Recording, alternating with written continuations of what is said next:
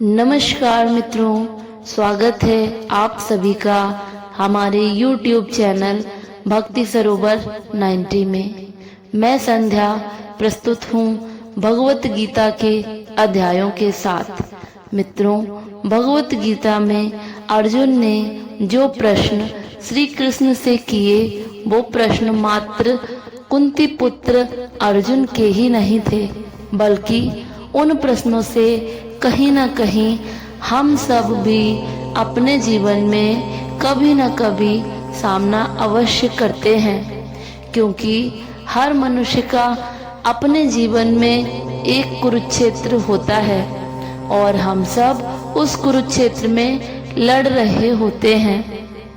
और अर्जुन की ही भांति अपने जीवन में आने वाली समस्याओं का समाधान ढूंढ रहे होते हैं। इसलिए अपने प्रश्नों के उत्तर शांत चित्त कर स्वयं भागवत गीता से सुने और श्री कृष्ण को अपने जीवन का सारथी भी मानिए और उनके बताए हुए मार्ग पर चलें। तो आइए मैं आपको लेकर चलती हूँ गीता के 18 अध्यायों के सफर पर।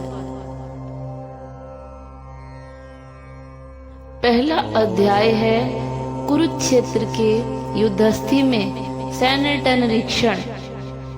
इस अध्याय की शुरुआत होती है धृतराष्ट्र के प्रश्नों से।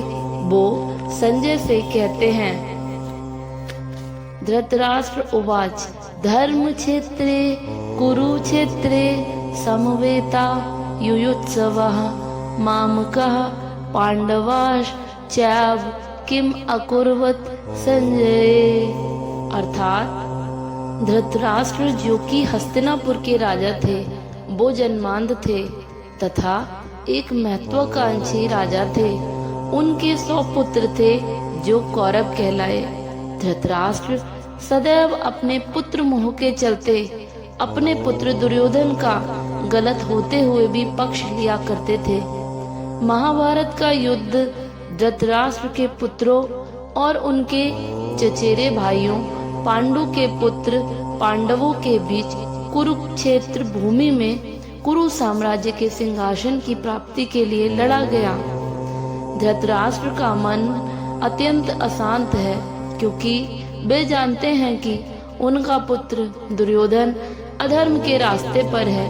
अतः वो कहते हैं, हे संजय, धर्म भूमि कुरुक्षेत्र में एकत्रित युद्ध की इच्छा वाले मेरे और पांडु के पुत्र क्या कर रहे हैं। कुरुक्षेत्र में होने वाली तैयारियों का वर्णन करते हुए संजय, जो कि धृतराष्ट्र के राजसारथी और सलाहकार हैं, कहते हैं, दृष्ट्वा तु पांडवानीक व्यूढ़ं दुर्योधन स्तदा आचार्यमुप सड्गगम्य राजा वचनम त्र्वीतः।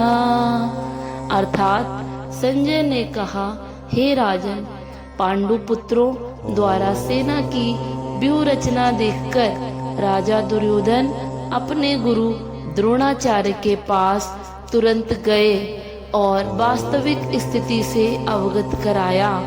यद्यपि दुर्योधन को राजा संबोधित किया गया है, परंतु फिर भी स्थिति की गंभीरता के कारण दुर्योधन को सेनापति के पास जाना पड़ा।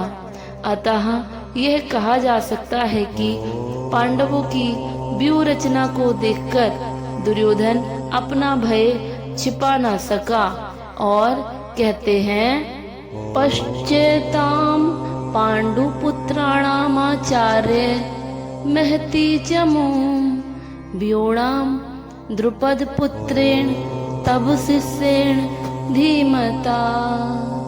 अर्थात आचार्य पांडुपुत्रों की विशाल सेना को देखें, जिसे आपके बुद्धिमान शिष्य द्रुपद ने इतने कौशल से व्यवस्थित किया है। अर्थात परम राजनीतिज्ञ दुर्योधन महान ब्राह्मण सेनापति द्रोणाचार्य के दोषों को दिखाना चाहता था, अर्जुन की पत्नी द्रौपदी के पिता राजा द्रुपद के साथ द्रोणाचार्य का कुछ राजनीतिक झगड़ा था। इस झगड़े के फलस्वरूप द्रुपद ने एक महान यज्ञ संपन्न किया, जिससे उसे एक पुत्र की प्राप्ति हुई जो द्रोणाचार्य का वध करने में समर्थ था। द्रोणाचार्य ही गुरु थे। अब इस युद्ध में धृष्टद्युम्न पांडव सेना की तरफ से युद्ध लड़ रहे हैं। अतः धृष्टद्युम्न ने जो शिक्षा द्रोणाचार्य से ली थी उसी के आधार पर व्यूह रचना कर रहे हैं। दुर्योधन साथ के साथ द्रोणाचार्य को यह भी कहना चाहता है कि युद्ध में वो अपने प्रिय शिष्यों पांडवों के प्रति युद्ध में उदारता न दिखा बैठे। विशेष रूप से अर्जुन उनका प्रिय एवं तेजस्वी शिष्य थे। दुर्योधन ने यह भी चेतावनी दी कि युद्ध में इस प्रकार की उदारता से उन लोगों की हार हो सकती है। अतः मित्रों, इस संवाद से हमें पता चलता है कि जब भी कोई मनुष्य गलत रास्ते पर चल रहा हो तो उसे हर पल एक डर मन में रहता है। ठीक वैसे ही जैसे दुर्योधन की मन की दशा है अभी तक।